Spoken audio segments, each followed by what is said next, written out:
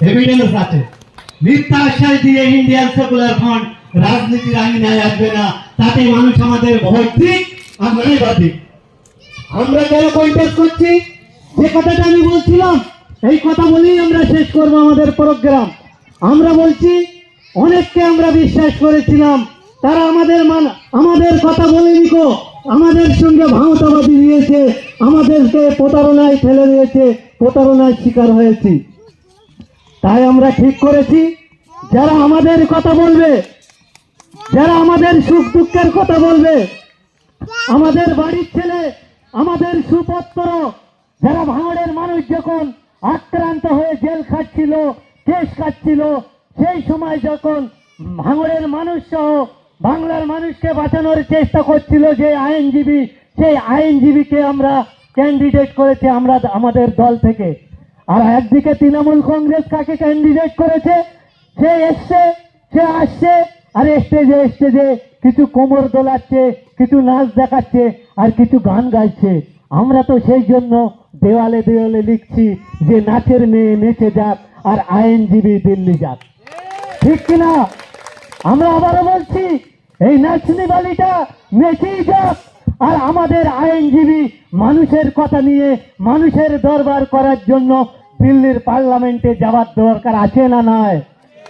তাহলে আমাদের যারা কর্মী সমর্থক আছো, যারা আমাদের বন্ধু, যারা আমাদের বন্ধুও না, যারা এই মাইক অ্যানাউন্সের লাউড স্পিকারের মাধ্যমে আমাদের বক্তব্য শুনছো, তাদেরকেও বলি আপনারা অনেকবার অনেক কাউকে দিয়েছেন, একবার এই মানুষটাকে বিশ্বাস করুন, যিনি রাজ সিংহাসনটাকে ছেড়ে দিয়ে মানুষের ধাক্কা খাচ্ছে, যিনি রাজ সিংহাসনটা ছেড়ে দিয়ে 42 দিন জেল খেটেছে, যিনি রাজ সিংহাসনটা ছেড়ে দিয়ে মানুষের দরবারে দরবারিয়ে কুলসিত হচ্ছে, অপমানিত হচ্ছে, আমাদের জন্য হচ্ছে, সেই মানুষদের জন্য আমি আহ্বান করছি, আবদার করছি, ইন্ডিয়ান সেকুলার ফ্রন্ট আপনার জন্য আওয়াজ তুলবে, ইন্ডিয়ান সেকুলার ফ্রন্টের জন্য আওয়াজ তুলবে। যারা ইন্ডিয়ান সেকুলার ফ্রন্টের ভোটটা দেবে তাদের জন্য যেরকম আওয়াজ তুলবে, যারা নাও দেবে তাদের জন্য আওয়াজ তুলবে। তাই সেই সব বন্ধুদের বলবো, যারা প্রতিদিন আমাদেরকে কুৎসার দিকে ঠেলে দিচ্ছ, প্রতিদিন মিথ্যাচারের দিকে আমাদেরকে ঠেলে দিচ্ছ, আমাদের নিয়ে হাসি ঠাট্টার ফলে তোমরা মাতিয়ে দিচ্ছ, তাদের কাছেও আহ্বান করছি, এসো না বন্ধু, একে অপরে গলা মিলিয়ে সুন্দর একটা সমাজ গড়ার জন্য কারিগর হয়ে দাঁড়িয়ে যায়। আর এই নাচনি বালিকে ত্যাগ করে মানুষের কথা যারা বলবে, মানুষের অধিকার নিয়ে যারা মানুষের কথা বলতে পারে, এই আইনজীবীটাকে একবার দিল্লির পার্লামেন্টে পাঠিয়ে দিন। বন্ধুগণ, আমি আর সময় নেব না, এরা উন্নয়নের কথা বলে সবসময়, এই কথা বলে আমি বক্তব্য শেষ করব।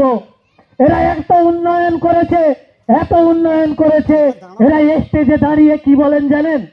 তৃণমূলের এই সওগাত সাহেবরা, এই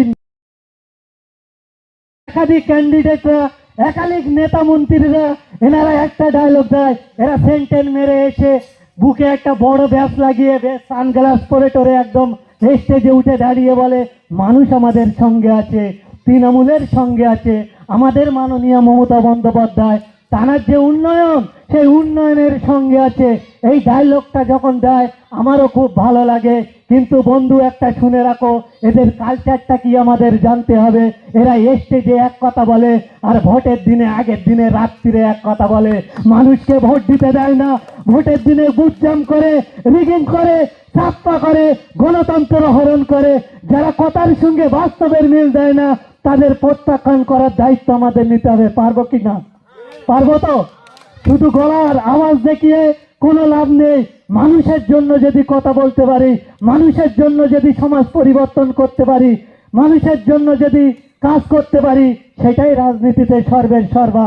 আর আমরা মনে করি, আমরা ইন্ডিয়ান সেকুলার ফ্রন্ট মনে করি যে মানুষ হচ্ছে রাজনীতি স্তরের বড় দেবতা। ওই মানুষদের আমরা পূজা প্রার্থনা করব করব করব করব। কারো বাপের ক্ষমতা যদি থাকে আমাদের রুখে দেখাক, এই বলে সবাইকে সালাম, অভিনন্দন জানিয়ে আজকেকার বক্তব্য আমি এখানেই শেষ করলাম।